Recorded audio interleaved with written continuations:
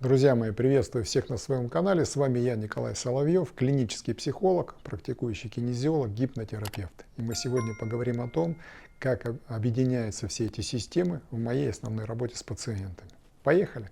Казалось бы, с теми, кто знаком с этими специальностями, абсолютно несовместимые вещи. Кинезиология. Что она делает? Она определяет какие-то мышечные паттерны, которые работают неправильно, либо мышцы, которые вышли из-под контроля, либо там еще что-то, болевые синдромы, и работает с ними. Так говорит классика. Клиническая психология определяет, в каком состоянии находится человек, уровень его стресса, и как этот стресс преодолеть, из чего он взялся, зачем он взялся, почему он взялся. Объясняем, разжевываем, стараемся осознать. Совместимо? На первый взгляд нет. Гипнотерапевт. Чем занимается он? Гипноанализ, дальше классический гипноз, либо регресс, либо другие техники, которые практикует специалист. Как это все увязать в одну систему? Ну, допустим, человек ко мне приходит и говорит, что у него есть желание с помощью гипноза решить определенный круг задач. С чего я начинаю? Обязательно мы проводим несколько мышечных тестов на кушетке. Что они мне дадут? Первое. Они мне покажут, насколько корректно работают трассы крупных нервов человека, как происходит иннервация, нормально или нет. Это первое. Потому что если зажата механика, будем говорить простым языком, не работает корректная иннервация, то гипнабельность человека будет снижена. Организм будет работать с совершенно другими проблемами и, возможно, будет укрывать ту амнезированную цепочку, о которых я рассказал в своих предыдущих роликах, с которой можно и нужно работать с пациентом, чтобы получить очень хороший результат.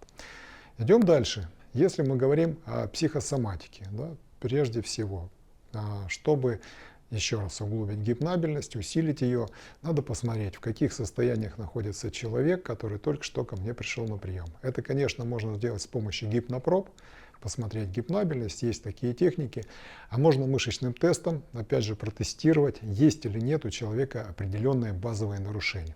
Допустим, примитивные рефлексы. Что это такое? Это те рефлексы, которые в каждом из нас заложены, когда мы появляемся на свет. Там надо нам научиться держать голову, находить мамин сосок, чтобы покушать, научиться переворачиваться, научиться выгибаться, прогибаться, убирать голову, если мы лежим на животе, хватать очень много.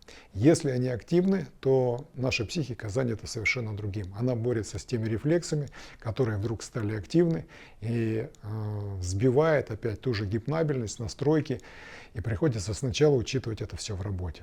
Если мы все это учитываем, то за 1-2 сеанса можем подойти уже в более стабильное состояние пациента, объединив, опять же, физику организма, объединив его психосоматическое здоровье и эмоциональный баланс. И после этого как раз уже сеансы гипноза, погружение в гипноз проходят наиболее качественно, легко, спокойно.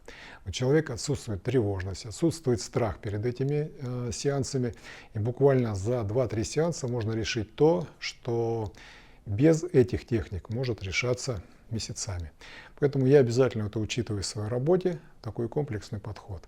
Все, кто у меня бывает на приемах из моих пациентов, говорят, что да, это намного комфортнее, намного корректнее, чем те стандартные техники, которые когда-то стояли во главе угла всей науки, связанной с гипнозом. Итак, если у вас есть вопросы, которые вас тревожат, связанные с психосоматикой, и вы хотели бы их решить, приходите на прием, будем разбираться. Те, кто хочет узнать больше информации, просьба подписаться на канал, оставаться со мной, задавать вопросы, писать комментарии. А всем желаю добра и здоровья, эмоционального баланса. Будьте здоровы!